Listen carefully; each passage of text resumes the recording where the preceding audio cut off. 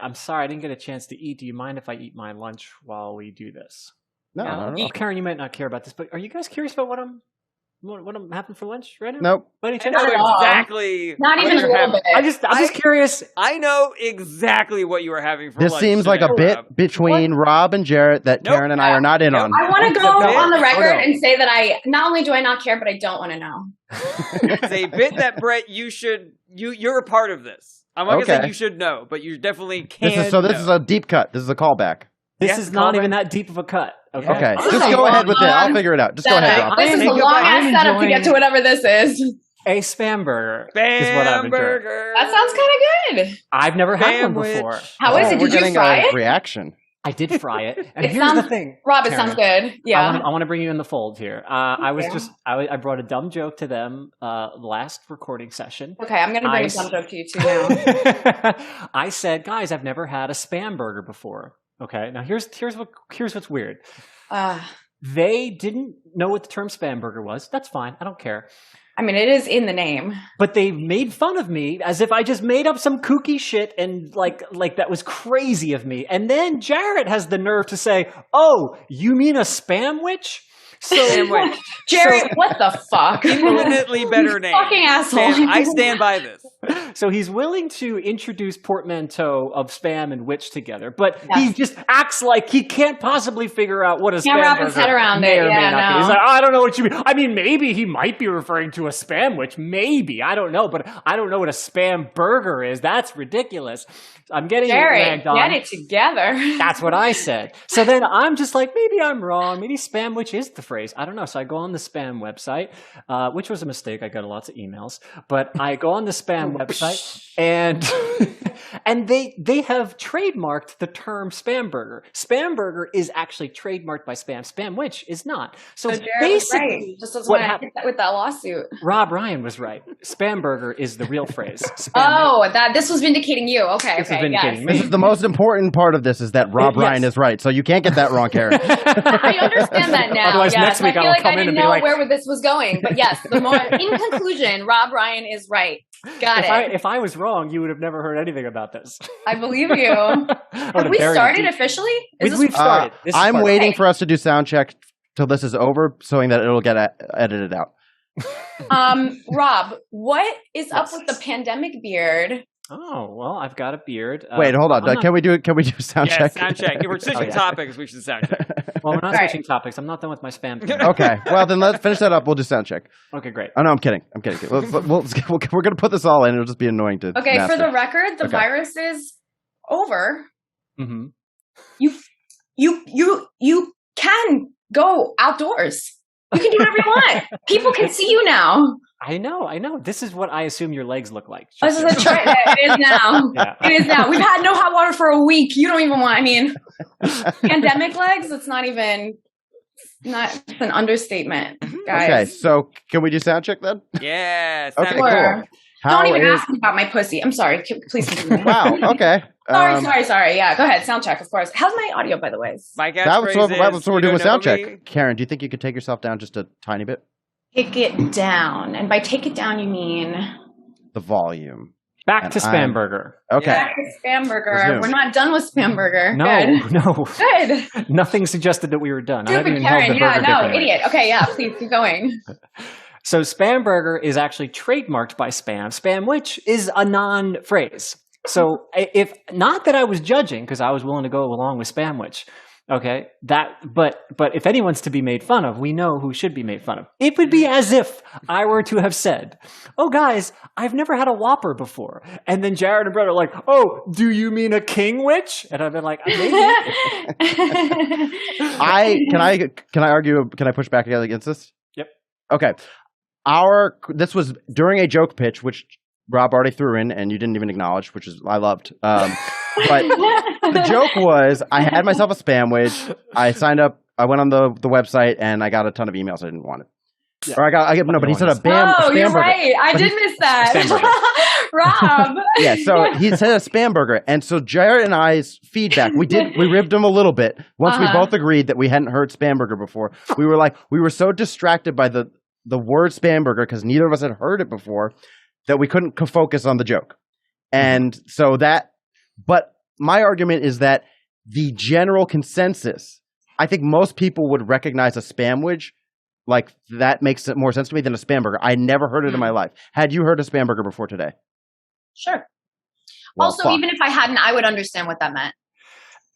Both points, Karen, are well received, because the thing is that it is a term. Like, again, I can't get over the fact that but even if it weren't a term, it would make sense. Right. Now, I do agree with Brett. We get it, yeah. Even if it didn't make sense, I don't need the audience sitting there like doing math in their head while I'm trying to do a setup for a joke. I totally You don't agree need that arithmetic, no. But it was funny to me when I did check. I was like, this is the official term. It's it like says there's Big like Mac. a big fat TM too. Yeah. Like people were using it so commonly that they were like, people have to know this is our intellectual property. Like, it really did prove your point well. That's really funny. Anyway, would you guys like to see me enjoy a spam burger for the first time? Yes, let's We see it. absolutely would. I feel we have no choice. We do. You have no choice. Rob's eating it. I'm a little jealous. Thinking about it. Today. He's having a quizzical look on his face. He gives us a thumbs up. A thumbs up. Well, fuck. That sounds awesome. What did you put on it? I didn't put much. I didn't have much. I just a slice of cheese, some ketchup, mayo. Good. That's it? And that's it. I didn't have any Keeping it simple. Okay. Yeah. I'm wildly jealous of you. Yeah. I'm starving. Yeah. I think we can all agree that spam burger is the corporate, shallow, meaningless, devoid of all substance term for what Brett is eating. Yes. Exactly. Yeah, but the cool kids who who invented it. Exactly. We call it the spamwich. Spam burgers came from spam, which actually that was like Southern, maybe back in the 20s and 30s. There was like an underground spamwich scene before it got appropriated and turned into some big. And the Germans took over. Here is I made this argument on the episode, and I contend to this day that even if it is the trademark registered term, it doesn't make as much sense as spamwich, because burger, I think, implies ground meat. I see it as sort of like a chopped up and then reformed into a patty, whereas this is just a square of ham, basically. Well, what do you think this is? Do you think this is like a straight cut from a pig? I mean, this thing is processed. From the spam. Yeah, punch, right? I gotta agree with Rob on that one. Karen, welcome to the show. Right, if you want to make fun of Rob's beard, now go me. ahead, because we're sound checked. Rob, what the fuck? Do you really not like it? Because people can see you. It's not. Interesting. It's shocking. Do you have a girlfriend, Rob? No. That's not a beard that a woman. That is the beard of a man who does not have to see a woman on a regular basis. I don't know. Rob's gotten a lot of attention since the beard came out. I've witnessed some of it. Yeah. Then you know what? Disregard. I mean, who the fuck am I then? Good for you. You're love how quickly you answered your own question. It was almost like if Sherlock Holmes was like really catty. It's like, how'd you get here? Carriage? Thank you. Yes. You were sitting on the left side. You noticed a woman. Marlboros? No, obviously you don't. Just based on the way you hold it. You smoked for 4 years, stopped for 6 months, started again for 3 weeks. I would and definitely. You're single, obviously. I would definitely watch Caddy Sherlock Holmes. Sherlock Holmes. It would be great. I'd watch a full season of that.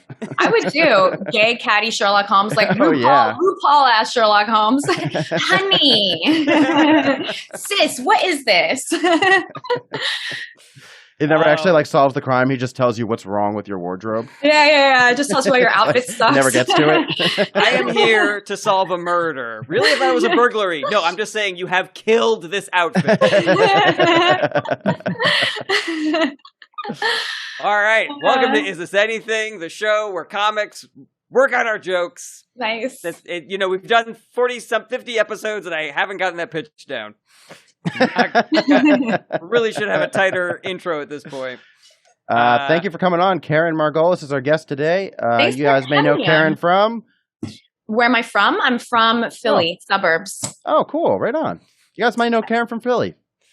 You probably do not. It's likely that you don't. But yeah, I'm from Philly.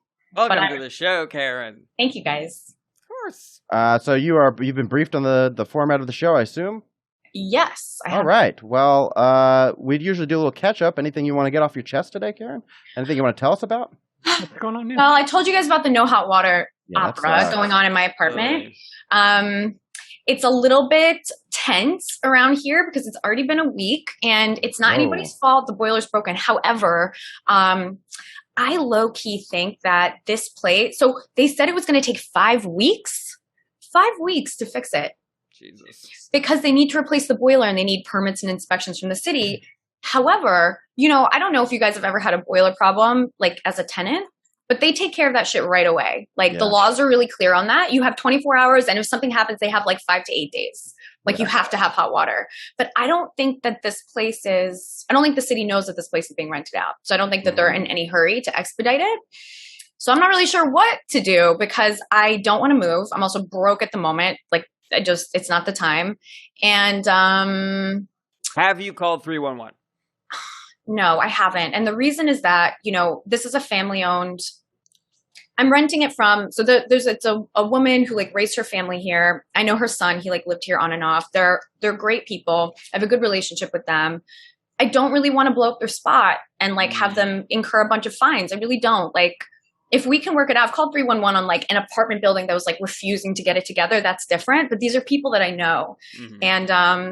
And I just want to work it out with them if I can before I feel really bad. It's a family. Do you know what I mean? Like if they get slapped with like a $500, $1,000 fine, that's not nothing. They're not a corporation. I say you let the leg hair grow out. You come at them, shorts on, and you're like, I want $300 off my rent next month, and then we're good. So they said that they wanted to give me 25% off the rent, which I found insulting. I can't shower in my home. I have to take a cold rinse like a prisoner. I can't wash my hair in there. I can't shave my legs. It's like last night I stayed up until 7 a.m. because I was dreading my nighttime rinse. I was dreading it. I like to take a little shower before bed, and I procrastinated it so much that the sun came up. Like, that's crazy, guys. Wow. Yeah. No, it's so funny because you're like, I really want to work it out with them. And you're like, they offer me 25% off. You're like, that is unacceptable. It is unacceptable. Well, tell me if I'm being crazy. Sweet old lady. I dangle her kid over the side of the railing. It's going to be 6 weeks. You call that compromise?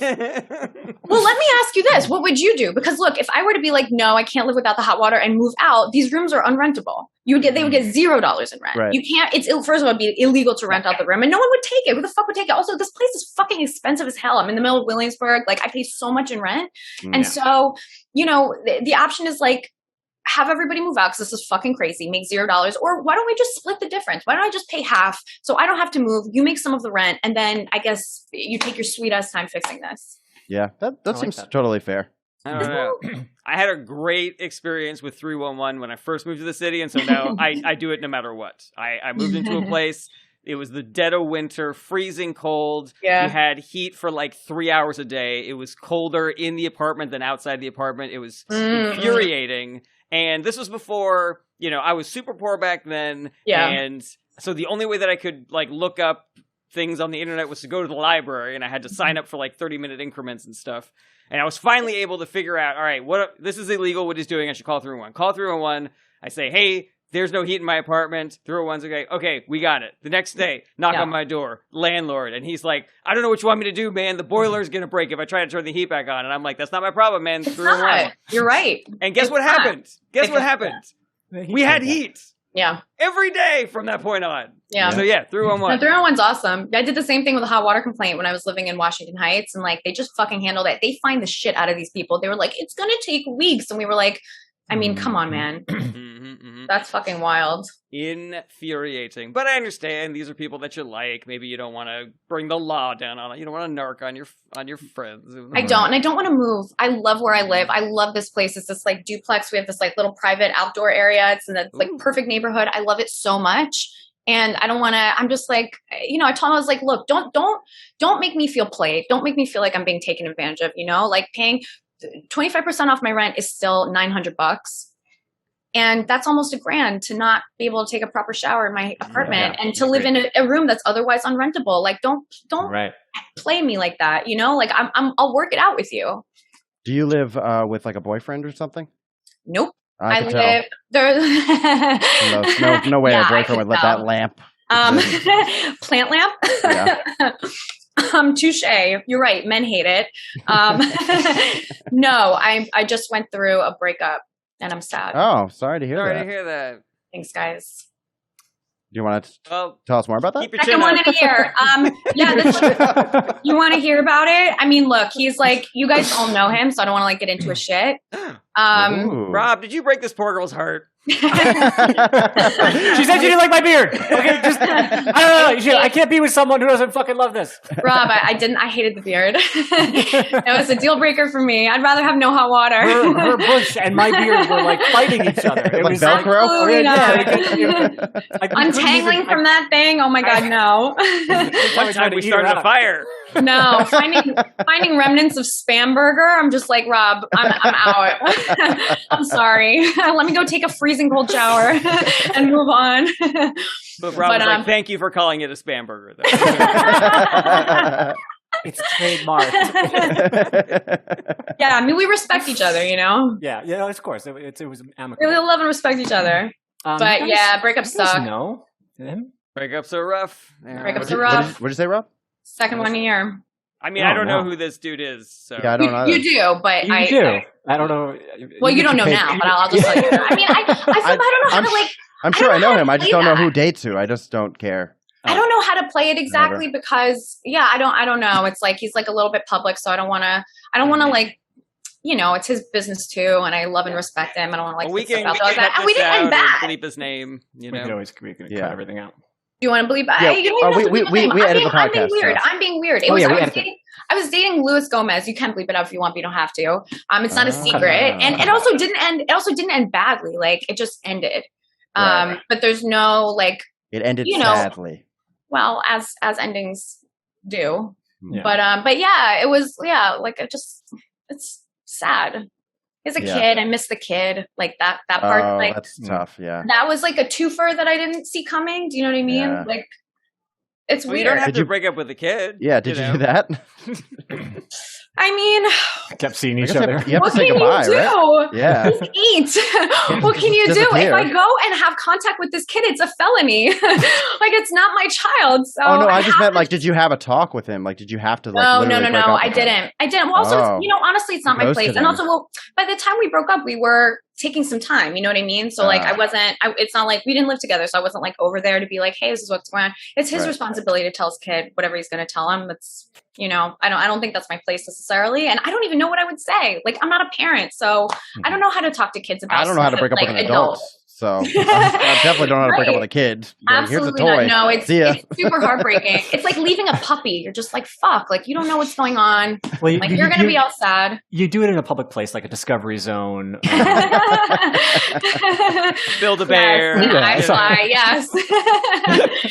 Just tell him, send that kid going up like a, you know, what's that iFly thing? Going up a chute of Yeah, I air. Your dad and I broke up. It's not working out. You leave before he comes back to the ground. Okay, so, Yeah. you know, your dad went through a breakup with me. You'll probably see a lot of really gross, dumb-looking women coming through to Yeah, you're going to see a lot of whores. Sorry. Women of quality won't be around for a while, but, you know, I'll be thinking of you. Well, I'm sorry you're going through a heartbreak, but thanks Thanks, for guys. coming on the Well, show and Thank taking you. a At break. least I have a nice cold shower waiting for me whenever I want to perk up. That's what I was going to mention to you. I grew up rather poor. There are 2 winters that we had no oil heat, and so I would go to the stove and I would just boil water. Yeah. And then I would take the big old pot of roughly hot water, and then I would mix it with some of the cold water, and then I would just Done that too. I'd sponge myself. And Yeah. then the best part of the morning was when I was all done with, you know, kind of sponging, doing just that last dunk. Oof, I've done that too. it was Yes. beautiful. It was so good. It's so good. So third worldy. That's the part that that's the hardest thing. It's like I pay so much for my first world life, and now I'm experiencing third world problems, and I'm like, how do I reconcile that? I'm this person. Can I share something cool with you guys? If you ever Please do. find yourself without a towel, I learned this from somebody who a third world video, like an instruction thing. Here's how to dry yourself off with a towel. You just take your hand and use it like a squeegee, like that, and just kind of go down your body and flick off the water, you can get yourself really, really dry within like 5 minutes. I do that after every shower just so that my towels aren't crazy damp. I do that too. Dry. Squeegee. What? But I don't do a thorough squeegee, so I'm still. I do it with my hand. Before I even get out of the shower, I do like a whap, whap, whap, and I do all my Most limbs. men don't do that. Most men just like come out and leave like a little lake on the floor. Yes, Dude, if I don't do that, it's animals. just tons of No, water. It's so wild. much water. I shake off, but then I step on the bath mat. Golden retriever. Yeah, exactly. But then I catch most of the water. I start off with my lower, and then I get my upper body, and like I. Oh, see, I I dry from the top down, so I know. I thought about that. Why you guys I thought I was teaching you how to squeegee if you don't have a towel. Turns out you guys are acting like you don't have towels when you have towels. True. I don't know. I was doing a podcast with a bunch of psychos. I just don't want to get my towel soaked every time. Brett, this feels The like towel you're will getting dry. mad. It's designed to dry. True. Brett, but it feels like It's aerated. It feels like you're getting mad if I pick something up off the floor before I vacuum. Vacuum's Josh. Vacuum does that. I just don't think the vacuum's gonna get that. Well, you gotta give it a try at least. I like No, to that would be like if make you started sweeping before you vacuumed. Well, Well, yeah, you should do that also. That's not a No. terrible idea. No. do you guys ever make your hotel bed before the cleaning lady gets in there? No, Ooh, I've no, never that's done Do you ever walk up an escalator? Because that's where I draw the line.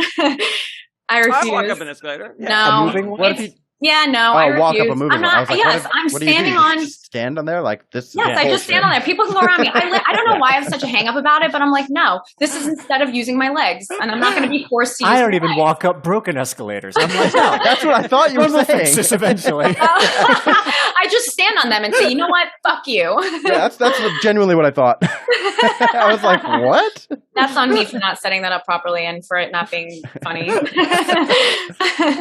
I remember. I think actually you're not supposed to walk up escalators. I think it's bad for the escalators, and that's why they break down a lot. No, that seriously. can't be that makes sense. real. No, I That think can't so. be I real. actually- I've never heard that before. Don't agree. I've never heard it before, but I think that I makes think you are total sense. discouraged. There is some reason. I don't know Makes whether total it sense. makes them break, but you are discouraged from. I'm pretty positive you are discouraged Good. from walking up escalators. Give your legs a Bridges. fucking rest.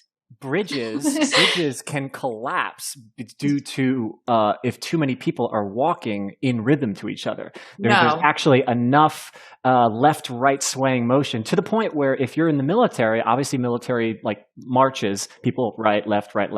When they go over bridges, they are told to break formation. Dagger So- step. yeah. So They that have they one. don't. The so they drill don't- sergeant now. They have a second like substitute drill sergeant. They yell it at the opposite times. Like, But before the bridge, it's left, right, left. They get to the bridge, he's like, whatever you want. Do whatever you want. Just you step down or now. I don't care. I'm no longer your commanding officer. Permission to step left, sir. Permission to step right. No, left. Walk to the left, walk to the right. Do whatever you want. Even numbers, you're left. Go. Odd numbers, also left. Wait, no. Use your hands. I don't care. Just don't break the bridge. I say all that to say that that makes total sense to me. I Brett that it could disrupt the mechanisms. Yeah. Yeah, You looking it up? I was in New York during the blackout in like 2003, and everybody walked over the bridges back into Brooklyn. And I remember reading an article in the Village Voice a couple of days later about how insanely dangerous that was. Really. Yeah. Extremely irresponsible. Well, I saw this thing about suspension bridges when they first like invented them, and they were like, holy shit, this is awesome. Like, it's like a revolution in bridges. We can go so much farther and cross things we couldn't cross. But they kept collapsing and like just they'd twist up and like cars would fall over and people. And it turns out that they're like especially sensitive to sideways motion. And if they're too narrow, they just twist around like underwear on a clothesline. Like you have to make them wide enough so that they're like kind of stable. But I didn't know that they could still, I didn't know just walking on them could still kind of, do the whole thing. Interestingly, the scattered walking sometimes isn't even enough because large groups of people, the reason that part of the reason I know about this is because large groups of people, because we're just humans and we're idiots for whatever reason, is we start to fall into the patterns of other people walking. So even when we're not trying to walk in step with each other, we start to find a rhythm and walk in step, which literally causes that sideways motion that you're talking about. Because like your walking period gets all synced up. Yeah, exactly. Your walking period gets synced up. Totally. Well, also, this is not common knowledge. Like, No. people don't really know about the walking thing on the bridge. Like, remember, like, last summer when there's all those protests and, like, people were marching across the bridge and the train was all fucked up? Like, people don't even know. This is the first I've heard of this walking thing. Big deal. Anyway. It's the first I've heard of this walking thing. What are you talking about? Tummy, leg, Thank you left, for right, telling left. me. I've never walked across a bridge in New York. I feel like that's a very New York experience, and I've lived here for so long, and I've never done it. Ooh, so I will tell this story and then transition. Into a woman? Into whatever you are. One night I was really drunk and upset, and I decided that I was going to walk home from Manhattan to Brooklyn, and I took the Manhattan Bridge, and it was like 3:00 in the morning. I'm just walking across the Manhattan Bridge, and I discovered that at least back then it was a cruising place because guys were biking past me, slowing down, and saying, "Hey, what's going on?" And I would just be like, Body. just walking home, and then they would go on, because they realized I wasn't biting. And then one dude was like, this guy, he wants it, but I think he's playing hard to get. So he just like kept on biking next to me for a little while, just being like, "Do you have a good night tonight?" And I was like, it was all right, it was fine. Tell you to smile. Yeah, It'd be great if you smiled. What a funny subsect of the gay community too, where it's just like, I love the closeted ones, like the really deeply, practically homophobic closeted ones. Yeah, that's what really Like, I'm turns sorry, me on. but you are walking across the Manhattan Bridge. So What were you wearing? I mean, it sounds like you were asking for it. I really was. You were Showing say your again. knee. Do you know what that does to people? Speaking of people talking to me for no discernible reason, a Nice. couple weekends ago, me and my fiance Kirsten, we went to the movies, saw a bunch of movies, but I have really bad gums, and so every time I eat something, I have to brush my teeth after. And, we were high in the movies, having snacks, having a great time, so I go to the bathroom after the movie, I'm brushing my teeth, some dude comes into the bathroom. Tall, young kid. This kid has no reason to interact with me. I'm an old man. I'm finishing up brushing my teeth, and he kind of starts washing his hands next to me, and he goes, "That's how you can tell it was a good date."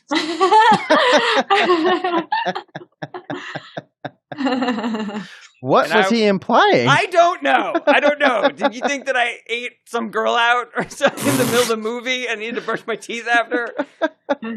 I don't know. I don't know what it was, but I'm automatically standoffish when people are trying to interact with me, especially when I'm brushing my teeth in a public bathroom, which is already so gross that I have to do that. But Yeah. so I'm just like, yeah, and I'm like putting my toothbrush away, and he's like, "Have a good night, buddy," and I'm like, "You too." And I walk out with Kirsten. I'm just like, "Gee, but what the hell did that mean?" What this guy just said to me. If I saw somebody brushing their teeth in a bathroom and I thought that they'd been on a date, I would just assume the date was going so well that they were anticipating needing a clean mouth to stick their tongue in somebody's asshole. Doing a little So, thing. yeah. Right. Just to clean that off a little But I bit. still would say- this is an amazing date. I would still say that's how you can tell the date's going well. I Yes. wouldn't say it was a good date, like it's done. Right. That was the Well. thing. He implied that. Well, we'll see how What the tongue in the happened asshole is received. So if you walk into a The bathroom night and you is see a young. guy, just washing his asshole, you're like, "Ooh, that guy." I like it. Maybe Love he- this for you. Maybe he thought in the middle of the movie you gave Kirsten a rim job.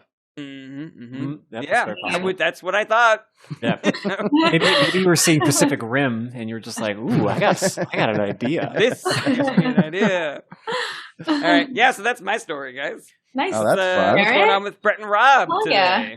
I'm turning off the AC. Hold on a second. Okay. I'm getting cold. Sounds good. Oh, careful. Sorry, guys. I already did the spam burger thing. Okay, well. All right, I'll take that again. All right, so what's going on with Brett today? Rob already did the spam burger thing. Okay, Yeah. cool. So we're good. I'm not keeping both of those things in. I say Okay. as though I am editing, but I'm not. I am, and I will. I just got back from tour yesterday. It was great. It was really crazy just playing such large theaters and stuff like that.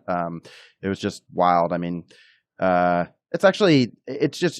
merch line was really the craziest part. Like, I mean, doing the downstairs room at Broadway when it's like super packed and like it's just hot. It's not too different.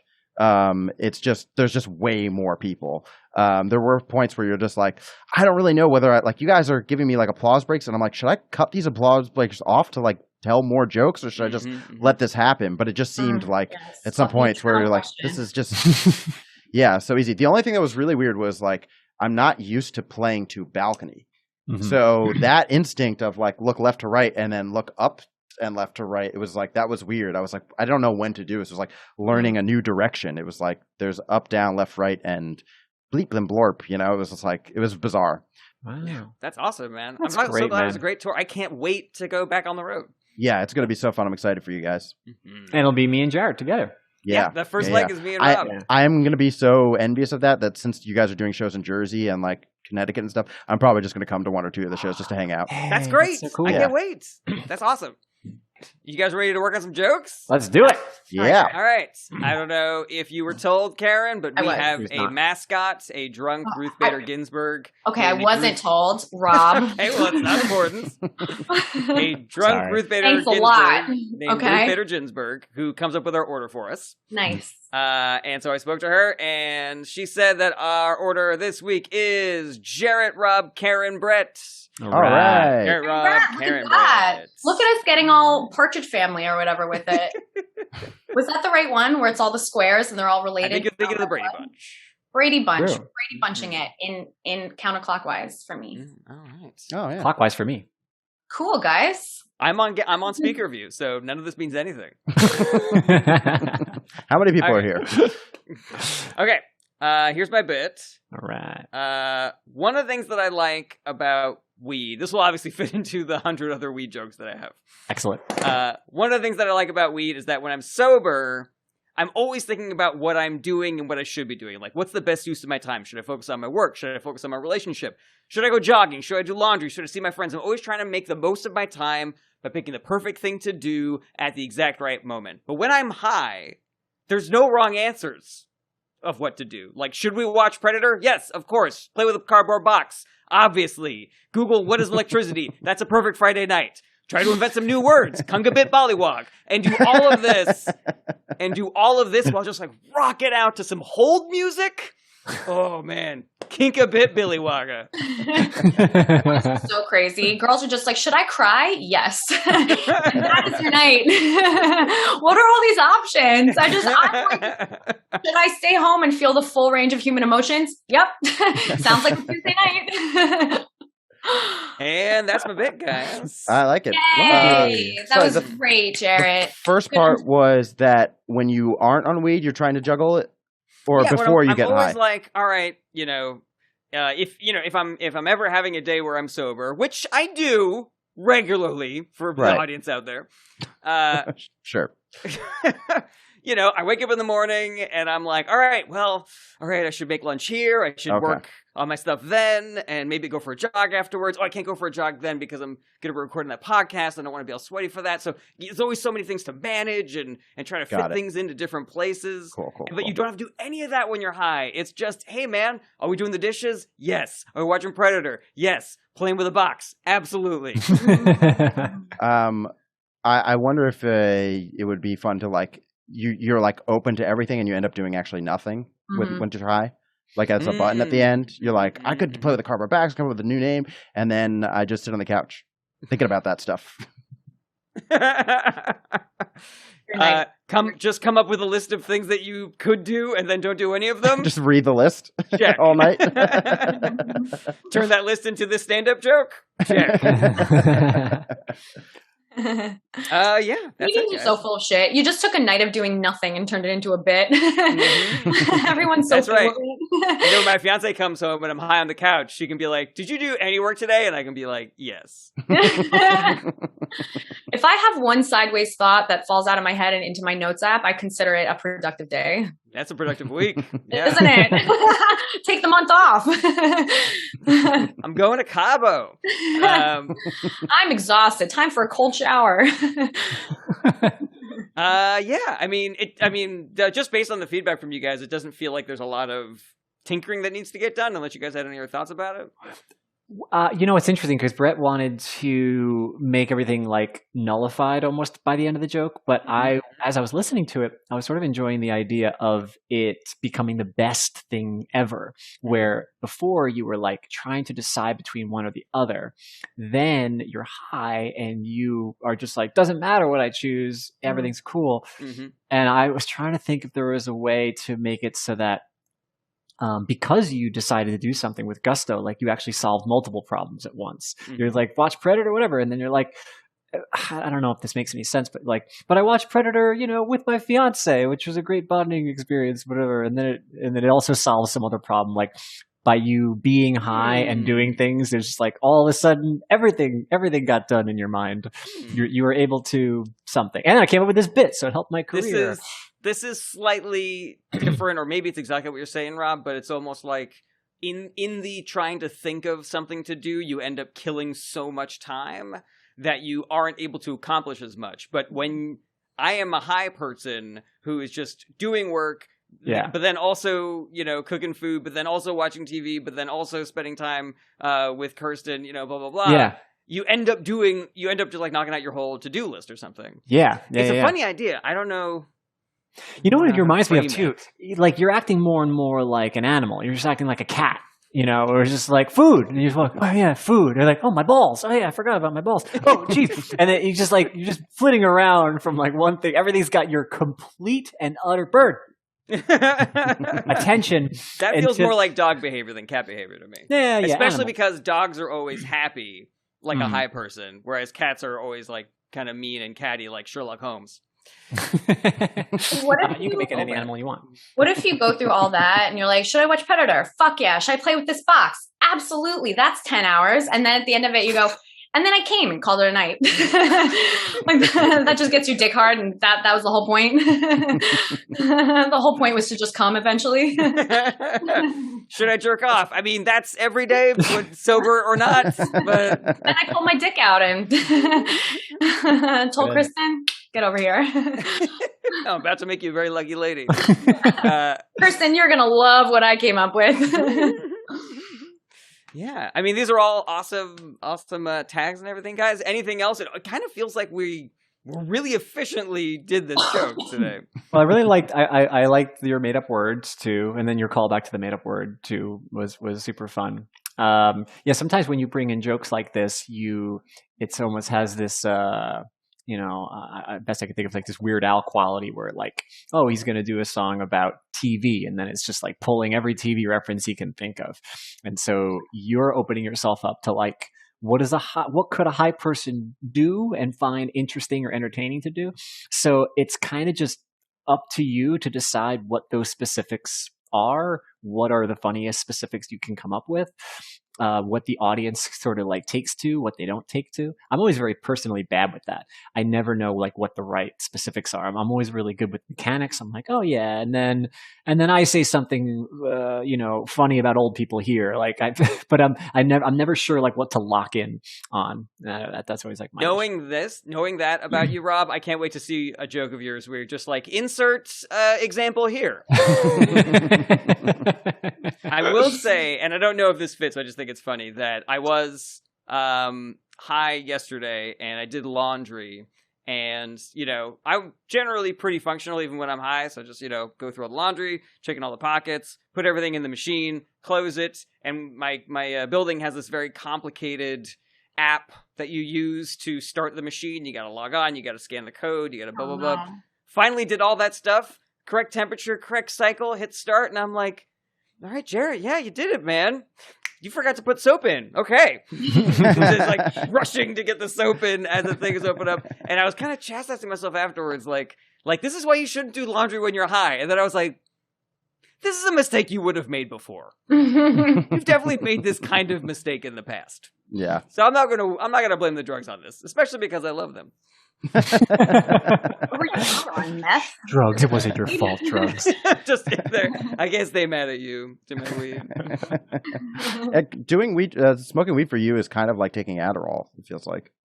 I mean, there is a lack. I mean, there's definitely like a fogginess to it, where I'm not so.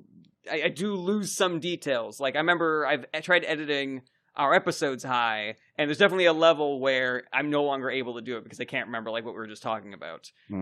But yeah, there is a quality to that, and I do think that's interesting because I had an idea in my brain before I started becoming a recreational drug user of what every drug did.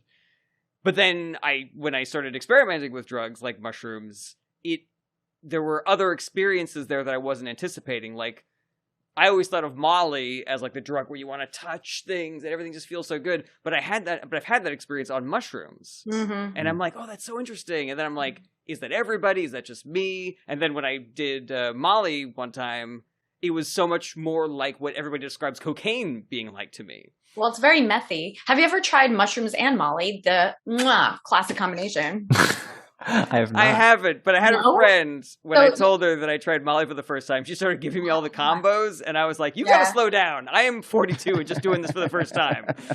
She's like, "No, what you gotta do, start off with a little bit of Coke. 2 hours later, you do this." She's so right. Your friend, she's so spot on, and that's a really good friend. She's right, but that is sort of like advanced level. I wouldn't start off with that because dosing is absolutely key. When I used to like kind of party like that, it was with a boyfriend, and he was like such a former club kid.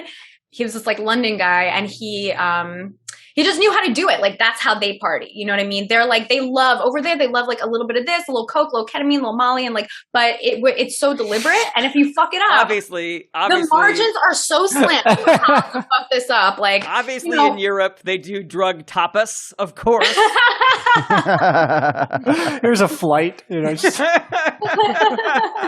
Ooh, continental. We do it family style. Yeah, we share. I'm going to go ahead. Some meth for the table. Is that all right? I'm not going to do meth. Why do we always get meth for the table? You don't have to have any. All right. I know, but now I'm going to be paying for part of the meth. Yeah. Right? Well, all right. Well, you do more mushrooms than Gary does. All right, and Gary does a little bit of meth, so it all. No, wait. You knew that Rob didn't do meth, and you're sitting right across from him, and then you still ordered the meth. So I just like, I consider it. Like the table doesn't need meth. That's all I'm saying. Yeah. This is its own bit. I love this. All right, this is great. Can we just pay for our own drugs? That's true. Anything. Well, I'm a girl, so I never. Sorry, we don't have meth. Is Pepsi okay? I love that. Right. I'm going to say my philosophy is a little bit like figure out the experience of each drug, experiment, and then decide which experience you want to have when you're having a night, and never mix. That's where I stand on things. I do that too. I used to have a dedicated night. It's going to be a Coke night. It's going to be a Molly night. Never drink on it. That's truly how you fuck up the night. Yeah, alcohol doesn't mix with anything. Pot mixes with everything. Yeah. Okay. It's too many drugs? Okay. No. I'm just saying from my experience that once you're already high, a little pot, like, I don't know, just elevates the whole mood and like kind of like gets you into your body, you know what I mean? But alcohol, like, you're just going to puke. It's going to be not cool. I'm starting to worry that the amount of times I talk about doing recreational drugs, it might sound like advocacy, and I don't want... Well, why not, though? Why not advocate it? It's good for me. It's not good for you. That's a good point, because I did just finish reading this book about, like, the stigma of drug use. So, yeah, you know what? I retract my statement. I feel like in the climate that we're in, where so many things are being legalized, I think it's great, and the reason that a lot of them are illegal are like really, they make no sense. Like it's just lobbyists and pharmaceutical companies. But I also think that there is some merit to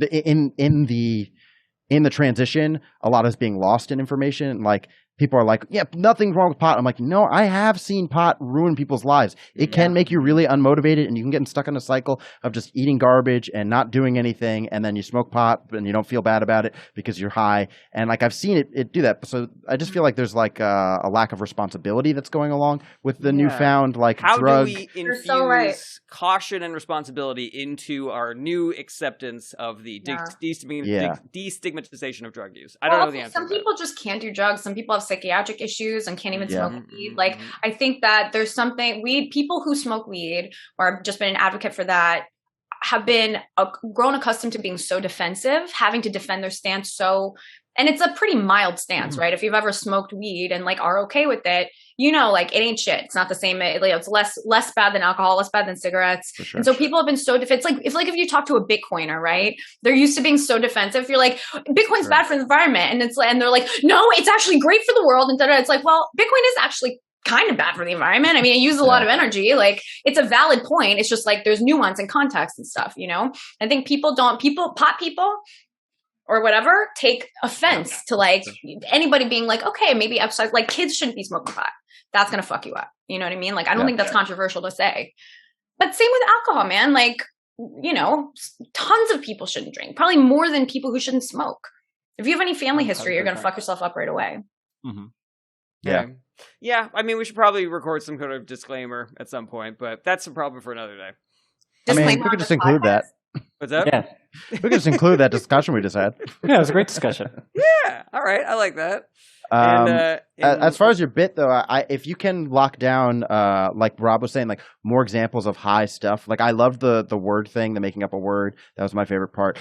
More things that like anytime you can find like a thing that like people can relate to, but it hasn't really been done before. I love that. Like if you can come up with more, I'd like for you to try out a bunch of different examples of things that you've done that are while you're high until you hit with an audience on one of those things where it gets that laugh of like, oh yeah, I know that thing, but maybe no, I've never talked to other people about it, you know?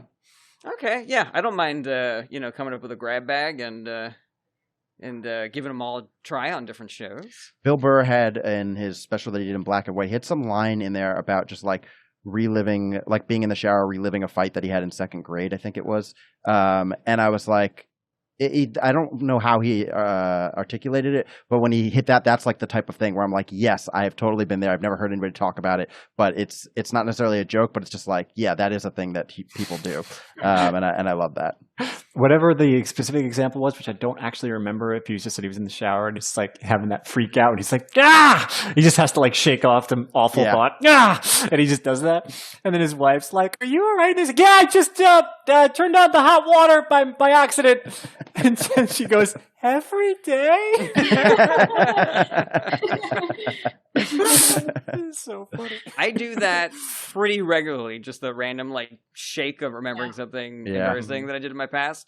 And Kirsten always loves to hear about it, so I have to, because sometimes I don't want to talk, I don't want to relive the embarrassment. Yeah, exactly. So she'll be like, "Ooh, what was that?" That is so funny. I don't want to do that. Oh one. God, honestly, Kirsten, talk about that one. this is just a memory of the last time you asked me to do this. Does it act as like kind of a therapeutic thing to like get it to tell somebody instead of just having it like, oh, just me knowing that memory, like.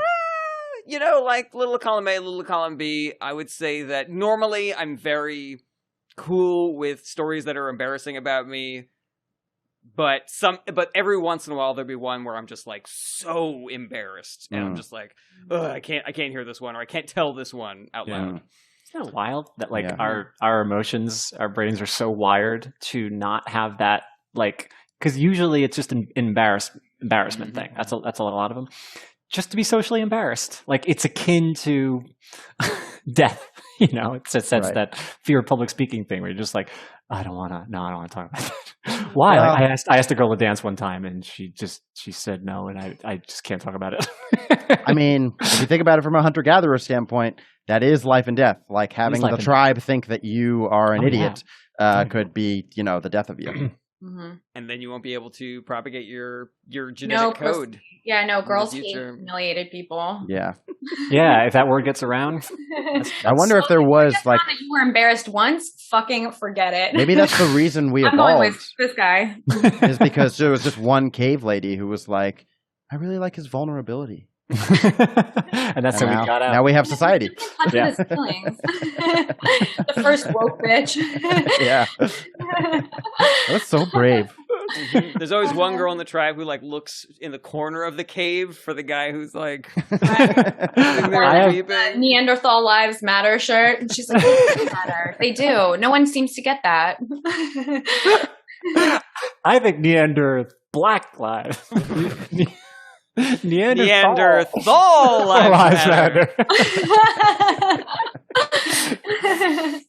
It's so weird, and I can't get into this right now. It's too long, but I have a film idea, that is so similar to this concept. It's really funny that I like in my mind. I have this whole thing mapped out of like a. Oh, I think we've discussed this. Oh, okay, all right. Yeah, cool. with it was like the one guy who's like the little bit outcast. He's kind of looking at the grass and stuff like that. Yeah. We did talk about this. Yeah. Anyway, great idea. It's that. Anyways. And next up, we got Rob Ryan. Hey, all right. Thank you, guys. All right, here's my idea. I jotted this down the other day.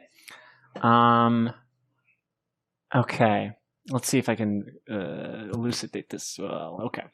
I was looking through some of the emojis that the phone has, and they get pretty specific, you know.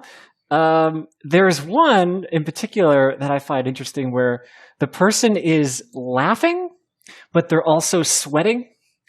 And I find that to be really curious. Why would I ever want to send somebody my inner dialogue? Why would I ever want to convey the idea that I'm like, I'm guilty of this?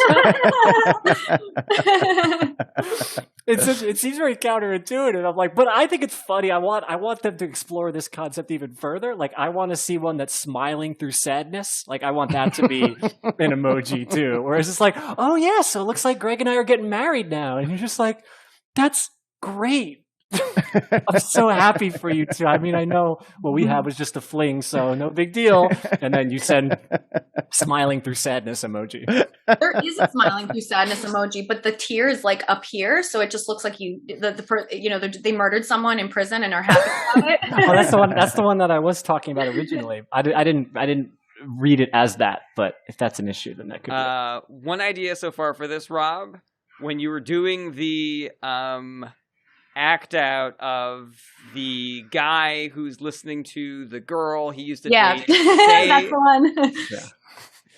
Yeah. When he's listening to that and she's like, hey, so Greg and I are getting married, and you're doing the act out of the guy who's like, that's great. Yeah. I'd just be like, emoji. What I'm doing right now. What I'm doing right now. Yeah. Yeah. Oh. Maybe other scenarios where you can be like, what about when, your roommate asks you if you look good, if they look good in something, and you don't want to insult them, but you want to tell them, like, maybe try something else out. Just be like, hey, does this shirt look okay on me? Emoji. How about an emoji that's like, turn to your friend and go. That's what I want. Double emojis. You know what this is real though. You know what emoji they don't have that I have 100 times looked for because I've wanted to convey that is the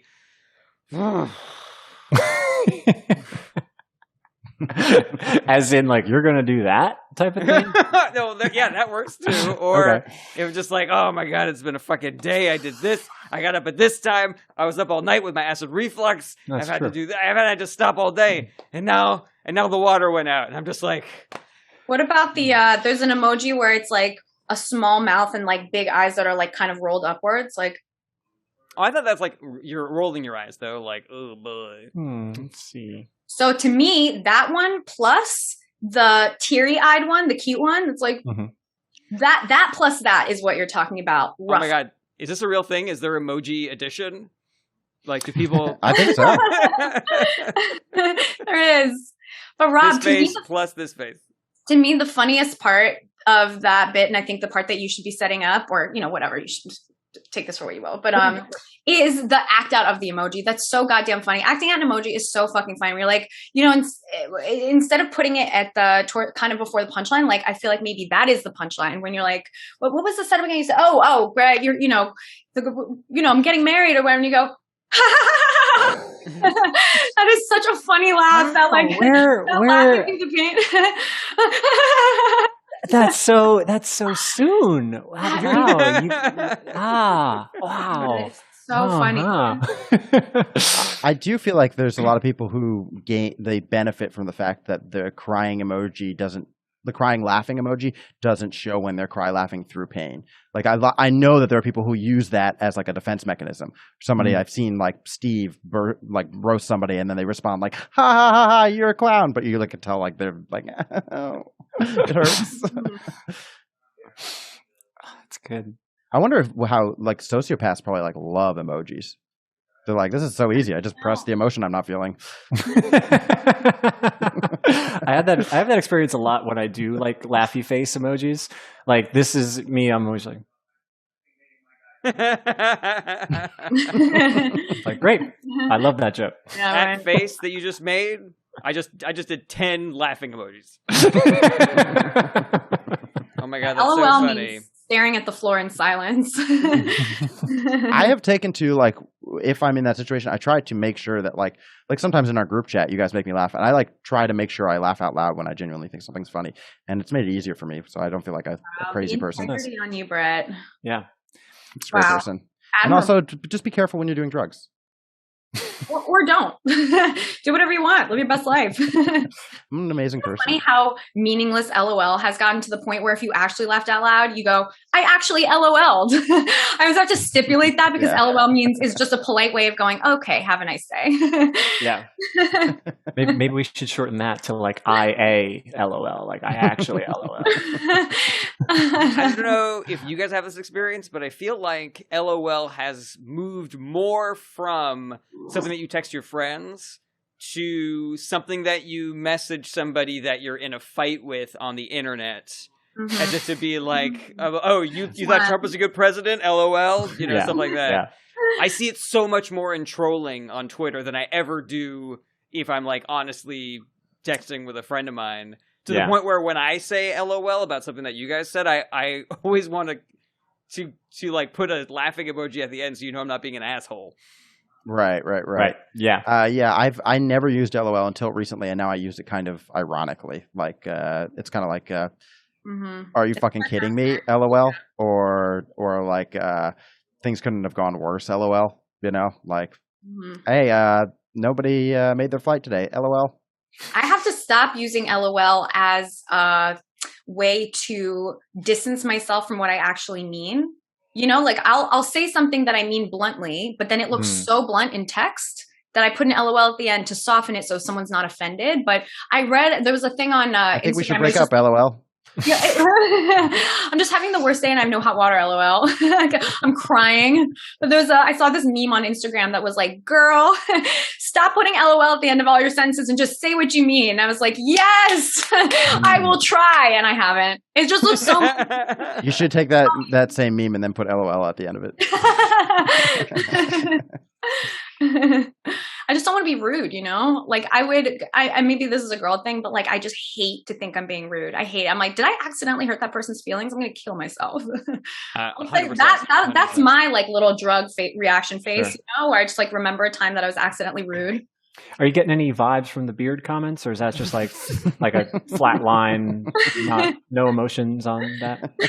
Okay, I was just wondering. The alarm bells go off when you were roasting me about my beard. Not like blood pressure rising. Let's just keep going. Test out your metric. See how your rude metric is going. I think the seismograph might need a tune-up.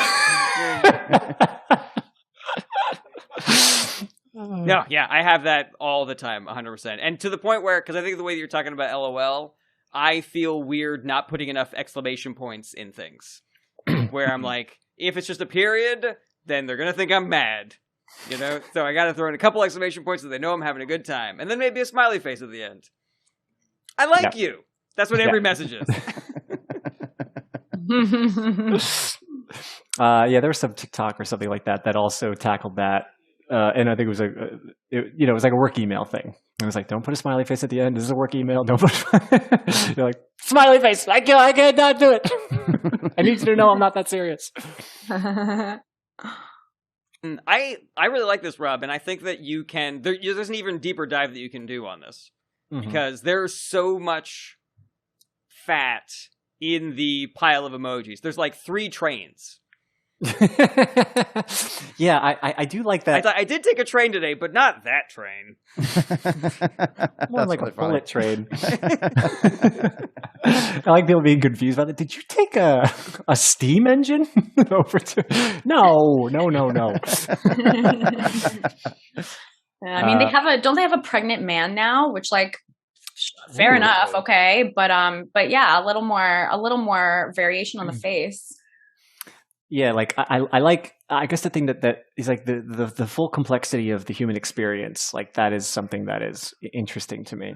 You know, like maybe we could get like Daniel Day-Lewis emojis just so we can get like I just want to see more Method emojis. more experience. Or maybe like I just this is like a wisp of a thought, but maybe going the other way around, where it's like this. Maybe if I'm describing a person who doesn't seem to, it's like they don't really have emotions. They have emojis, you know, like they they express very like simplistic, basic. I'm angry, I'm sad, I'm whatever, but nothing beyond that, something like that. Anyway, that's what started getting me think of. But anyway, this was all good fodder. Yeah, So. so much meat on this, but yeah, great joke. Thanks, man. All right, Jarret, do your thing. All You're so good at this. right. Next up, we got Karen. But before we do that, just want to remind everybody to check out our Patreon, patreon.com/ITAPod. We got a lot of awesome exclusive content on there. The sleepover, the high writing challenges, the storytime episode. There's also cool tiers, like you can get stickers or discounts on live shows. Bring a friend to the live show for free. All of that's on the Patreon, guys. And you only need $1 a month to get most of that content. So That's right. if for the price of one movie a year, you could have recordings of the live shows are on there. yeah, you could have 24 hours of content there. Or for $1,200 a month, you could get Karen an apartment with hot water. You take your pick. In exchange for nothing. No jokes and no content. Thank you. I will not be putting out content. Patreon.com/ITAPod. Join for as little as $1 or as much. There's no upper limit, guys. That's true, too. That is You also can donate true. as much as you want. No one's going to stop you. There's no police for that. There should be. They're all empty. True. Top tiers matter. And next up, we got Karen Margolis. All right, guys. This joke is not as fully written out as your joke. It's like kind of an older one that I just like abandoned. But I always wanted to find a way to talk about this on stage because it's like a part of my life and it was funny. So I love it. And Consider us your church doors to abandon your joke at. my joke baby. Yeah, just put it in the slot and we will take care We of it. will We're find a at the home for joke it. orphanage. Yes. Well, so I'm just gonna. So the gist of the joke is like, I wore a back brace in high school, like all 4 years. Like I was just such a misshapen shrimp creature, like this friendless little shrimp, and like no one wanted to have sex with me. I had this back brace. I couldn't bend over, and like I was so little. It looked like, and I had this big square middle, and it just looked like someone had thrown a bed sheet over a bird cage. I just like I could either stand up straight or like I wouldn't even have known what to do if I had sex. Like I could only be a table or an upside down table. Like I had nothing else. No one even tried. I wasn't cool. Like you'd think you'd be cool, like at least to make up for it. But I was just super cunty and mean and like rude. And I never addressed it. I never brought it up to like the other kids. I would just wear big clothes and put them over the back brace and hope people could notice, which is like wild. It's crazy. It's like it braced my body. And when I dropped something, I would just have to pretend that I didn't want it and just kick it away. It was like, this was before school shootings, which I probably could have survived, but I was just never tested like that. Just Great. Never addressed it. Hope people would just ignore my SpongeBob body and moved on with my life. And, but here's the thing about back braces is you never really take off a back brace. Like I just like that's kind of like, I never knew where to take the joke. It doesn't like really have a punchline. It's just like a collection of things that I thought were funny about wearing the back brace. And I always wanted to be able to like make a really cohesive and good joke about it. And I just kind of like dabbled in these little lines that would get a laugh, but it's not a full joke. Do you know what I mean? I feel Am like I out of focus? I'm sorry. Let me try. You are getting out of focus. I don't know what's going on. I feel like you're right there when the last thing you said is you never take off the back brace, and I'm assuming you mean like emotionally, right? Yes, right. So right. I would love to see how back brace Karen acts in life now. Like where do I see that the back brace is still there? That to me is where you go with the joke. But the first part is super, super funny. I love it. The thing that kind of struck me as like funny that maybe you didn't acknowledge is that you're like I was like a weird shrimp creature and I was cunty. But people didn't like me because of my back brace. That is That's really why they didn't funny. want to fuck me. Like without the back brace, they would have been like, "Ooh, I want to fuck that mean shrimp creature." Right. There is a hard dick for everybody, but not for my cunty ass personality. It's also confusing because, like, you said that you would wear all these big things over Yeah. it so that people wouldn't see it. Yeah. But then you also said that they weren't having sex with you because of it. Well, because So you it's can't like, hide it. You can't hide it. You can't hide it Yeah. with clothes, especially even if you're a normal size. But I wasn't. I was like medically underdeveloped, and there was just no getting around it. It's like I showed up to school one day, the shape of a box, like looked like and I just was like, oh, and you can't wear regular clothes. Like you can't there's no pair of jeans that's going to fit my little cricket legs and my giant middle. So I had to People wear. are like, "I think she's stealing Amazon boxes." I think she's smuggling Nike sneakers. I can't tell. Yeah. But yeah, I would just I'd have to buy, oh my God, I'm like reliving the humiliation of this.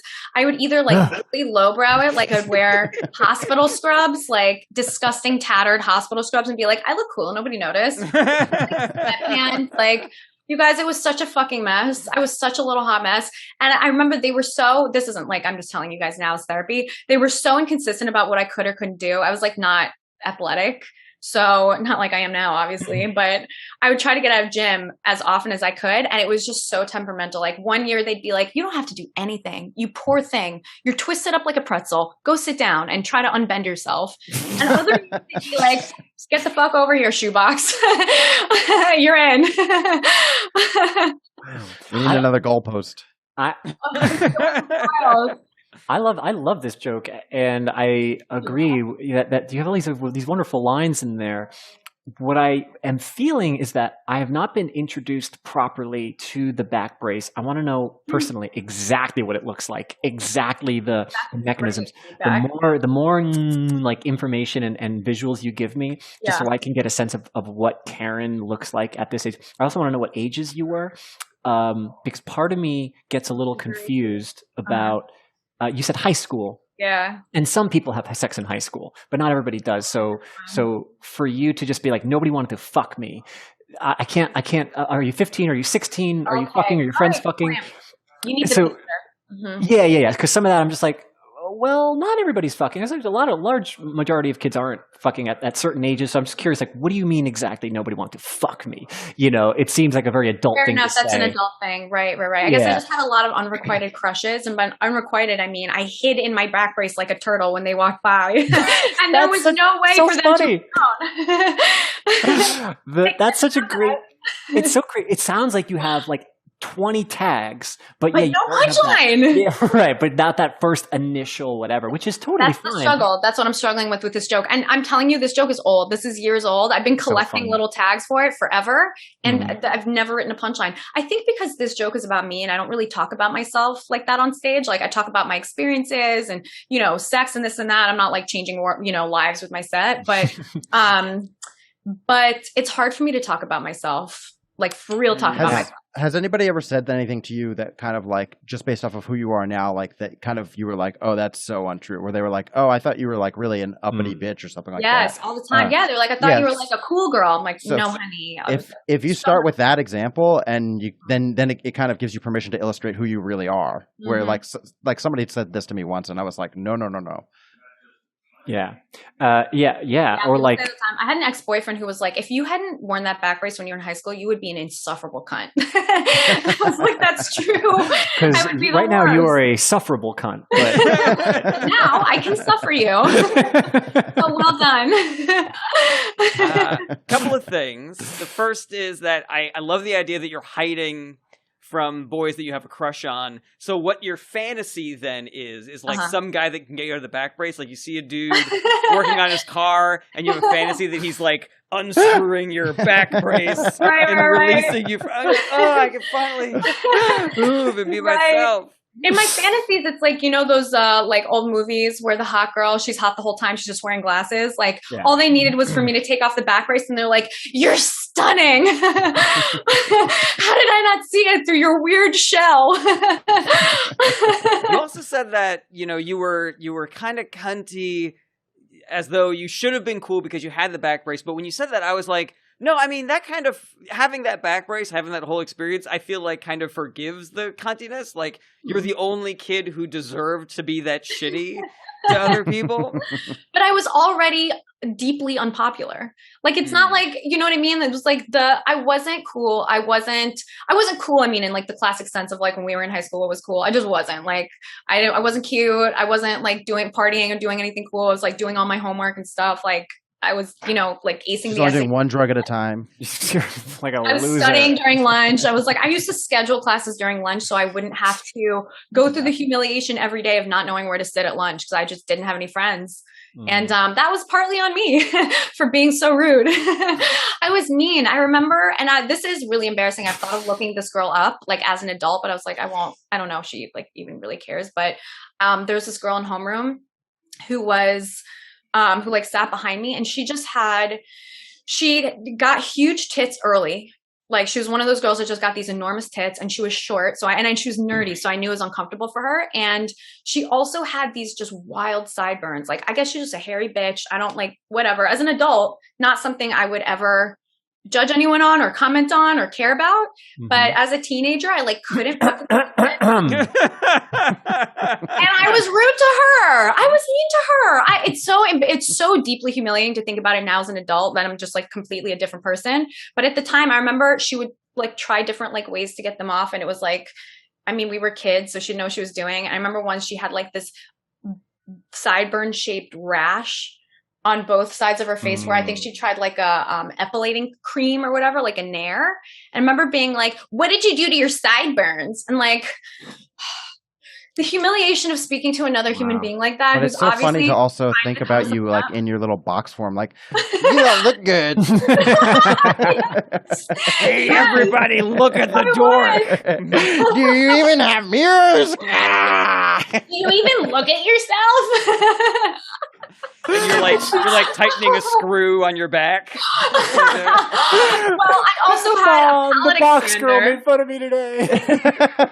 I had this pallet expander. I don't know if you guys know what a pallet expander is. So it's not braces. It was to fix a pallet expander is to fix a narrow jaw. So they put kind of a bridge going across your palate, attach it to your back teeth, and then the bridge of it turns. You have this like kind of key thing, and you turn it incrementally, gets wider, and you keep it in that. I had like, I don't know, some kind of side bite or whatever. And so, but the thing about that is, when you have any kind of like dental hardware in your mouth, it takes like a couple weeks to adapt and speak normally. Like you get, and so I couldn't say vowels. I spent weeks not being able to say vowels because I couldn't, my tongue wouldn't hit the roof of my mouth. Yeah. And in addition to that, there's just a gap up there. So food gets stuck up there. Your tongue doesn't reach. And so I couldn't say E. I couldn't say the words like, and then every time I would eat, I go, try to expel the food like this shitty little rodent creature. I can't believe you weren't more popular in high school, like It's hard hissing at people like an angry cat. just chewed up spamwich flying across the classroom. Ooh, how's the tuna today? I was disgusting. I love part of the joke. I just I'm rambling, so I don't know where to go with this fucking joke, guys. I really don't. I think it's all usable. I think all of all it this stuff is great.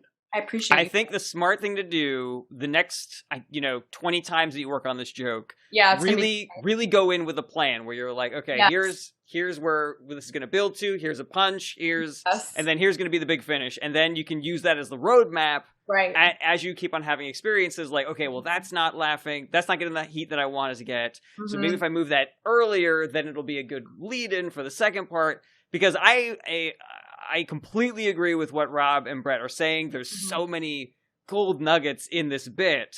It just doesn't have a structure, I think. It doesn't, right? That's what I've been struggling with. And I've tried, I wanted to open with it and whatever, but your opener needs to be strong. And it confuses the crowd. I haven't even done this in a while. I just gave up on it, but I haven't done it in a while because it's too confusing. You need to go up there with something punchy. You can't just be like, this was mean. It's kind of funny. Moving on to a joke, what?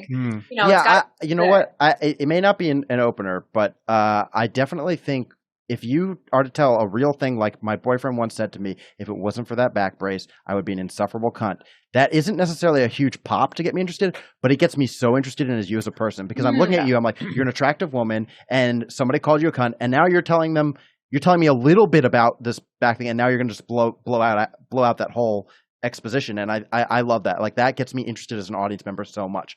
Somebody saying something shitty to you, and then also like just illuminating me on why that's not true, and kind of getting who you are across, which is like a kind of a self-aware person, and like making fun of yourself. I think that's great. And then anybody who's off-put, which female comics, like attractive female comics, often I feel like have to deal with. They're off put by that first impression. Yes. They're automatically like that defeats all of that. It's all extinguished. And that was why I had been trying to like open with it in some way. Like I do, people won't like you off the bat they assume they get up there. And I mean, I don't mean this in any kind of you guys get it, right? Like you go up there and people are like, why do you need more attention? Do you know what I mean? Like immediately they're like, you better be fucking funny. I've seen it a million times. And I guess sometimes I get that standoffishness from crowds. And so my instinct is to want to immediately be self-deprecating and be like, you guys don't understand. Like, this is who I really am. I'm a back brace kid. Like I'm one of you, but I've never really successfully gotten there off the bat. But I think if you come up and you say the worst thing that somebody could possibly think has already been said to you, which is you're an insufferable cunt, then automatically you're addressing that and completely taking care of it. Mm-hmm. Yeah, there's something. So I totally agree with. I'm sorry, go ahead. No, please. I was just going to say that people love to hear cunt on stage. It's like that word alone is so punchy, and it immediately diffuses. Like anytime I have cunt in a joke, people are like, ha, ha, ha, ha, ha. Like the word is a punchline almost. I mean, it sure is, especially when a straight white guy says it. I love saying cunt. Who's been through some shit. I'm sorry. I had a bit years ago about how cunt is not that word anymore. Like it used to be a word, but now people say it so much because it's the word you're not supposed to say that it's become powerless. I was like, no one cares when I say cunt. They love when I say cunt. I was like, I can say cunt around a girl more than I can say moist. That's the word that they're like, what's wrong with you? How dare you? Am I the only person who doesn't mind the word moist? I'm like, it has a meaning. It means slightly wet, but not soaking wet. It's like, damn. But like after you get out of a shower and you do this. I'm damp and now I'm moist. I just feel like now it's almost like people are like moist. Ugh. And I'm like, did you get that from a meme or do you really not like the word moist? I'm starting to not believe you, Mm-hmm. My theory was that when they separate the boys in 7th and 8th grade, that's what happens is when the girls get the period talk, when you walk into the auditorium, they just spritz you. Yeah, and you're like, it sticks with you your whole life. Well, there's a context where moist is like a wonderful word. Like if you cake. Cooking, Erizer. skincare, if you're like, yes, you want like your skin to be nice and moist and dewy or whatever, like no one has a problem with that. But if you say the word moist with no context, all of a sudden everyone freaks out. Like I'm starting to call bullshit on society. As a comedian, if you don't mind. If you don't mind. Heard it here first. Joker. Speaking truth to power. I just want to reiterate something that Rob said earlier about wanting to know more about the shape of your body during this box. Because when you said you couldn't have sex because the only two positions you could do were table or upside down table, I tried to imagine it, but then I was like, but if you're a table, you could probably do doggy style. Like standing up, Well, table for me was doggy style. I didn't know anything about sex. So I was just saying people were having sex table style or not at all. So a couple of visuals. I had a bunch of things I was thinking about. A couple of visuals. One is you were like the old cartoons where someone would be holding a barrel when they're naked. Wording of you don't understand. I had scaffolding around me ever since I was 12 years old. No one wanted to scale me. Yeah, you were just like one of those like buildings in New York. You're just like, are they still working on that thing? I don't understand. When are they going to be done with the construction on Keren? It's been like 4 years, guys. I mean, rent's only gone up. But now I'm newly renovated and got all new appliances. And I've got this facade. The inside is still shaped like a funnel cake, so don't worry. That thing about school shootings is really funny too. Like I almost want there to be a fantasy that you have that you save the school because you run backwards towards the attacker. Yeah, backwards protects you. You're Robo Kid. You're RoboCop. He drops the gun. His eyes get all wide, like when they try to shoot Superman and the bullet just crumples, and they go. They run away. cats go, "Thank you, Keren." We couldn't do. And you're like, I think those bullets were the pressure I needed. It straightened out my spine. And now I'm beautiful and I can go to prom. I'm beautiful now. That was my whole thing. I was like, why can't I just be beautiful? I remember reading Sisterhood of the Traveling Pants like in my back brace. So I had to keep it on 23 hours a day, which like The movie or the back brace? The back brace. And so I remember like just lying flat as I did, holding the book straight up in the air. The book. And you just imagine, you're like, why couldn't it be Sisterhood of the Traveling Body Armor? I remember thinking like that must be nice to be able to wear pants. Must be nice, ladies. Brett and Rob, I don't know if you know the premise of the Sisterhood of Traveling Pants. These 4 friends find a magical pair of pants that fits them all perfectly, even though they are vastly different body shapes. Totally different looking women. And now I'm imagining Keren reading this book, and she's like, but what if I got those pants? And the pants are like, nope, sorry, I can't. Not that magical. Not that magical. But up you. We don't want a square ass on our pants. If there are limits to even my power. If I bent over, it was just a straight ledge, right? Like I could kind of keep it together when I was standing up and just be like, oh, I'm just an assless white girl, you know, like, because it would come down like this, like a board. But when I bent over, it was just a full shelf, just a 90-degree geometric angle, like very, what's the word? Very, very, perpendicular, right angle.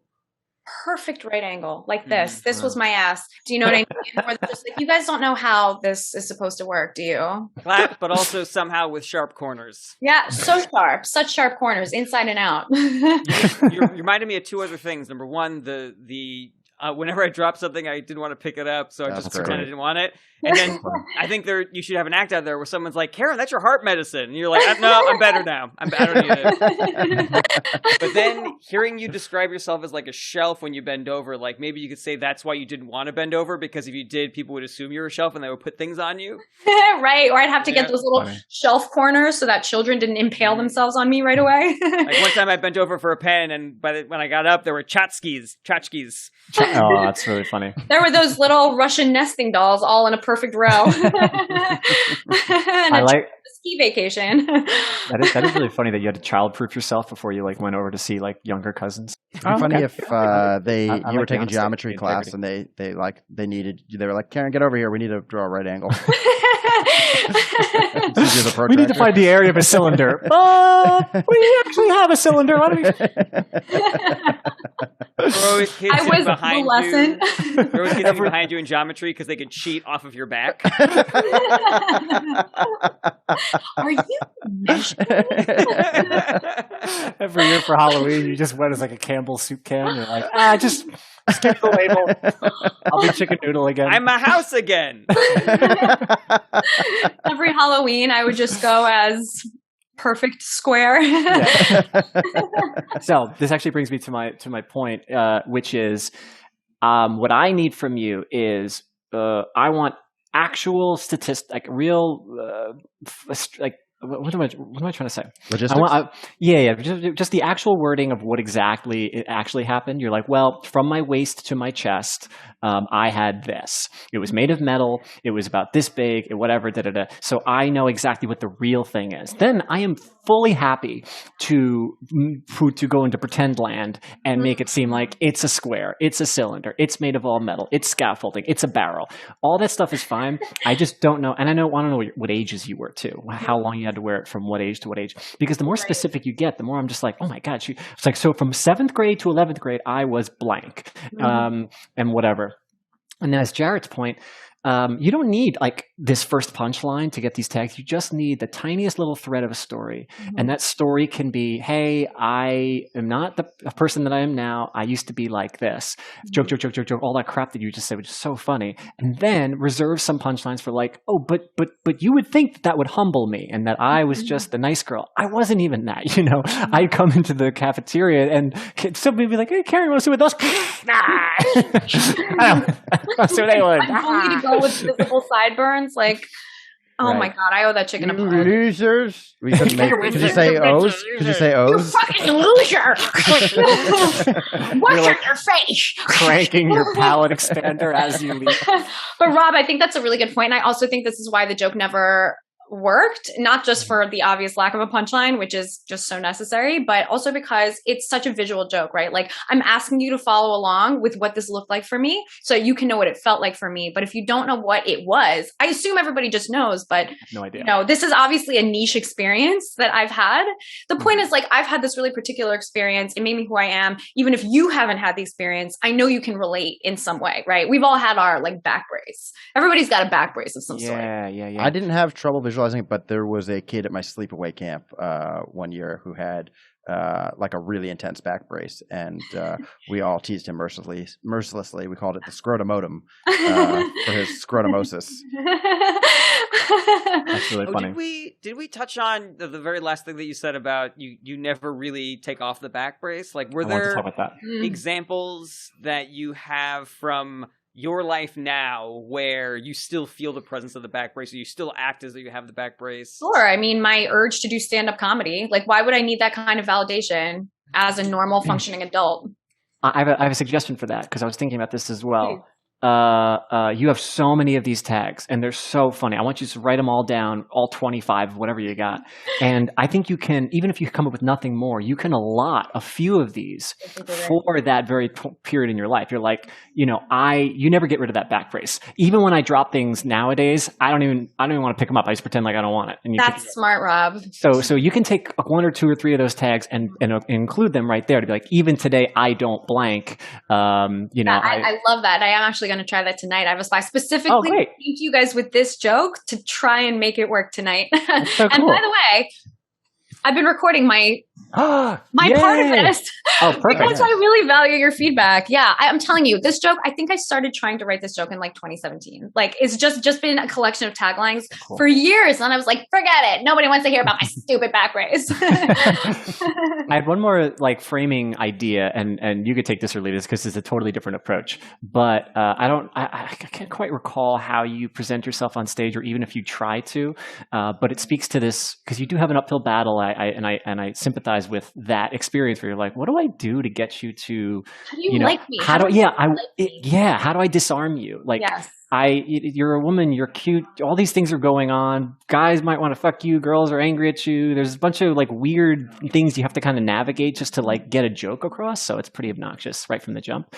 But can you can lead into it, be like, hey, like, I know what I look like. I know you probably think that I'm just some hot, sexy, awesome, cool girl. I'm sure you just think of a fucking bombshell who's just like, like you could potentially husband would break your heart. Rob, that's actually my opener. So there's a tongue-in-cheek way that you could potentially approach that. And that way you just kind of like lean into the fact of like, I'm just joking, like you're just joking around. But I wasn't always the smoke show, Yeah, I wasn't always the 10 you see before you. Yeah. I don't know if that's your style. Thinking. She's always been flawless. Exactly. She's here begging us to like her. I don't know if that's something that fits your stat and personality on stage, but I was just trying to think of. I never get up trying to be like, when I go on stage, I really just want people to think I'm funny. Full stop. That's it. And it's like, it's weird. I think this isn't my experience alone. This is weird for girls in general. And like, you have like any girl that's the first hurdle that you go up against is like, people like you automatically. So why should I? And not every crowd is like that. Some crowds are just like lovely or whatever, but like the standoffish ones, that is a skill that you have to, it's just like you have to learn how to deal with hecklers. You have to learn how to just deal with that, and this is like a universal experience that all girls have. I'm not like, I'm so hot that people don't like me. Like, this is a girl on stage experience. Yeah. Weirdly enough, it seems like the answer for all of that for guys and girls is just vulnerability. Right. It seems to be the key to it all. Mm-hmm. You're all right about that. And honestly, being vulnerable on stage is so vulnerable. It's more vulnerable than like when you're with just an individual, you know, you're already vulnerable. That's why it's doubling down on vulnerability. Like you cannot hide. You know, even when I'm talking to you face to face, I might be able to like mask my insecurity or whatever. But when I'm on stage, I'm exposed, right? Sometimes I just hold an emoji up in my front of my face. I'm this now, right? And so, to be honest with you, even though I've been doing comedy for a while, it is a little bit uncomfortable for me. And like the next part of my comedy is being really honest, right, about myself, not just about stuff that's happened. There's an invulnerability about that, about saying, you know, yes, this is something that happened to me, but I'm distancing myself from it by telling it as a funny story. Yes. You know, it's different to say, this is actually me. Like this is the core of who I am is this fucked up kid. I made this subtle change. I had already been doing stand-up for a long time, and I was funny, and people would say I did a good job, but they wouldn't remember things about me. They wouldn't remember my name or exactly the jokes I told, right? That was always an issue. And so I just made this conscious effort to start telling all of my jokes in some way where I start with just the word I, like, oh, I did this, I feel this, I think this, I am this, I want to be this, I want to do this. And because before I was just like, you know, people and guys are always, and my friend one time, and I was like, man, I even if it did happen to me, right? Even if I did feel this way, I would still kind of distance myself and make it like, well, we all think like this. And I was like, but if I just say, it was such a subtle, small change, but then it just started to grow on it and go like, what do I think? What do I feel? What am I scared of? And the more I started saying all these I statements, eventually I just started to like mine my actual thoughts and my actual life. And then people started to remember shit about me. One thing, I don't drink alcohol, and I just started talking about that years ago. And then someone came up to me after a show like, oh, great set, man. Let me buy you a beer. I'm just joking, man. I know you don't drink. And it was so simple, but I was like, oh, wow, that's so, I was like, he remembered something about my set and then thus something about me. And then I was like kind of hooked from there on in. I was like, I'm just going to keep on trying to mine these things about me and not shy away from things that I feel. Well, I think that's really interesting. Like the psychology of that's really interesting too, right? Because I've had like kind of a similar experience early on doing comedy where you're like, people are like this. And they're like, not me, stupid bitch. Like speak for yourself. There's something that is more, when you say people, it makes people defensive, right? They're automatically thinking I'm the exception, not me. But when you say I, it allows them to come to you, right? And allows because you want you don't want to, like, the audience needs to want to come to you also, right? Like you can't just be hitting them over the head with stuff. It has to be like, yes, no, it's not exactly a conversation, but it is kind of two ways. Yeah. I also had this same kind of trajectory, but for me, it was more like, I was like, why do people care about me? Like, why should I think I'm special? You know, like, why? And then I realized I was like, oh, but then it's like, if you're talking to me on stage and getting the room's undivided attention, then I should probably care about you. Like I should invest in you on stage. And when I made that small switch, it made all of my jokes just hit so much better and made me connect with the crowd more. The interesting thing is when you're on stage, you are saying to people, I'm special, right? Just inherently, like being on a stage with a microphone in your hand and expecting people not to talk while you're talking is you implying I'm special, right? But then at the same time, the way to get way to connect with an audience is not to say, no one wants to hear about how you're special. Do you know what I mean? It's like by getting up there and going, oh, I'm not special. I'm just like you, but shut the fuck up. Don't talk to me. Yeah. I've never had this experience. I'm amazing. Anything else for Keren, guys? Yeah, I did have two more things. Sorry. One was, I thought it'd be funny if you know how you can spot someone who used to be fat. If you could spot people, so you can spot people who used to have back braces. That's your special power. My back brace star. Yeah, and you could even maybe incorporate that with the audience if you like doing a little bit of crowd work. You'd be like, you were a back brace kid. I don't tell me otherwise. That's really funny. Yeah, and like, there has to be somewhere to go with that too. Like what that does to a person, right? Like I can tell because you're like, it needs to be something like. There has to be something benign to call out about them that like is a tell that they used to be something hideous. I also like too, because people like have their own personal, like you said, everybody had their back brace, and maybe there was a time when you were uncomfortable talking about it, you didn't like to, but you know, maybe people are like, oh, when I was a kid I had braces, how about you? And you're like, yes, I had braces. I had brace. I had brace. Yeah. I also had. I had brace. Did you have the braces like towards the back? Yes. Yeah. The kind of wraparound braces that sort of squish your tits down, that kind of thing. That sounds like headgear. All right. Anything else for Keren, guys? Weighted blanket. Is there something there? Maybe you're like people are like, "Ooh, a weighted blanket. Have you tried that?" You're like, "Yeah, I know what it's like." I was the weighted blanket. I had the personality of a weighted blanket. I'd be like, I don't know if I was supposed to have bigger boobs, but from 14 to 18, I just I was stunted with my chest. Funny. Yeah, that's really funny. Guys, this was enormously helpful. Really, I haven't talked this out with anybody in so long, and I've been dying to make it work. Why can't I talk about my fucking back brace? It's so funny to me. It was so ugly. And it was so many years of my life. And then I went to college and I wasn't used to I just didn't know what to do with myself. Like, it takes a while to grow into your adult form, obviously. Like, we're like kind of still doing it. But yeah, I just be like, she's like leaning on things. And they're like, yeah, but you look normal now. They're like, I remember one person was like, you're pretty. And I was like, what? I don't know what to do. I did have one more joke. Like maybe you're at a restaurant with your family and the server comes over and they're like, was everything good? And you're like, and they're like, oh, was something wrong? They're like, no, that means she likes it. She's trying to eat more of it. It's stuck in there. That means we'll definitely be back. And she also needs this box up to go. When you first got it off, were there ever times where you were finding things to try to like lock yourself up a little bit? Like, did you need to be swaddled? Like when it's like, I don't know, it's like, you've lost that connection to that thing. So, people who come back from war, they continue to sleep on the floor because the bed is too soft for them. You tried out for the Tin Man and Wizard of Oz. You're just like, I don't know. I can't. I don't know how to let go of it. We haven't heard anything at all about the transition period from having it on to not having it on. That's an entire treasure trove that we need to get into, but on a different episode because we have got to move on. We got to move on. Enough, guys. I love these suggestions. Right. Thank you. All right, now we got Petruk. Oh shit, nice. Wait, somebody hugs you and you're like, not too long. Because you don't have the back brace anymore. You want to be free. Okay. Yeah. Right. They took the brace off me and my whole entire body just collapsed immediately. My muscles have not held myself up. But they're used to that. They're like, they always throw into a puddle afterwards. I may not be a trophy wife, but I am an actress. Some guy thinks it's just a strong dick game. He's like, oh, she loved it. I'm just a noodle on the floor. You couldn't walk after. No, that's just scary. She just can't walk after.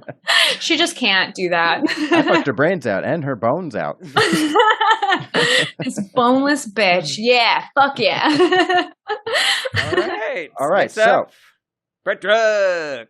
Well, luckily I have a nice short one today. Hopefully you guys didn't see this yet. I did post it today. Sometimes you meet somebody and things just click, and then you have to go to the doctor because that's not the noise that sex should make. It is with Keren. Someone's paying attention. Not so much clicking with Keren. It's like cling, cling, cling, cling. Sometimes you get with some. You hear me coming from a mile away, like a bird. What's it called? One of those cat bells. Like you can't get away with having sex in your room with your parents not knowing because it just sounds like the Titanic taking off for its maiden voyage. It's Brett's turn and we are still talking about Karen's joke. It's so visually funny. You know that noise of the rhythmic bed spring and you hear it from the other room and people think, oh, they're getting it on. And then they go into Karen's room and she's just trying to get a pen off the desk repeatedly.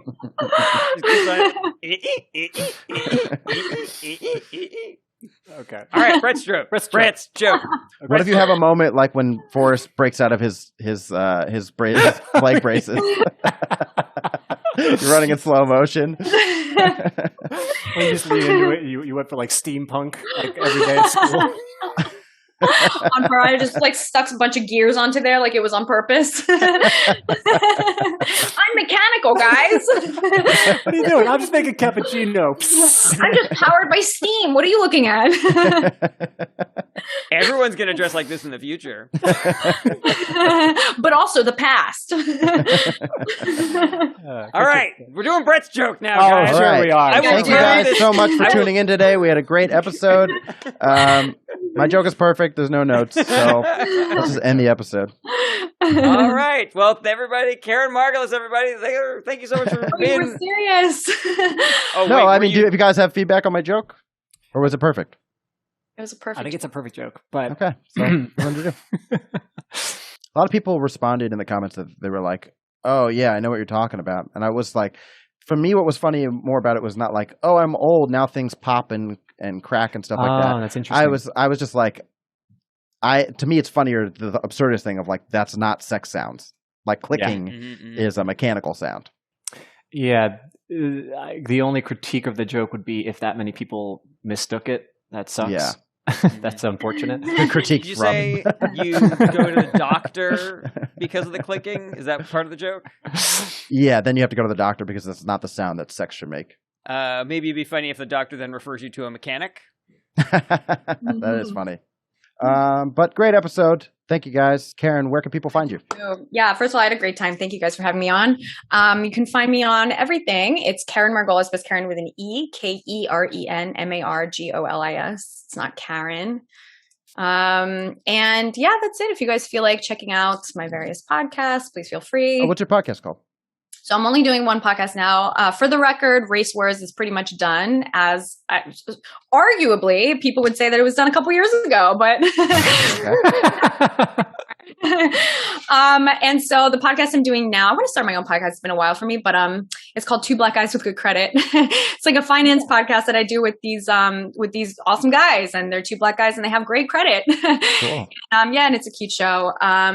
And that's it. So I'm doing an unrelated, well, it's not really unrelated. It still is a comic, but a gig for a Bitcoin education company. So you see a bunch of Bitcoin content from me. It's because I'm into it, and that's why. And they're paying me money. That's awesome. Yeah. Awesome. So yeah, I hope people reach out. Love to hear from you. Awesome. Thank you again for joining us. Any guys. final words from Rob and Jarret? Follow Karen by the dip. Follow Karen by the dip. Thanks for watching. Outro goes here. Thanks so much for watching. Check back every Monday for new episodes, or you can listen wherever you enjoy podcasts. If you want to help support the show, tell your friends how much you like Is This Anything? Or get involved, like an episode, share, comment, subscribe. If you want more Is This Anything, you gotta join our Patreon at patreon.com/ITAPod. We have a ton of awesome exclusive content on there, and you can join for as little as $1 a month. Check out the links in the description, and hopefully we'll see you next week.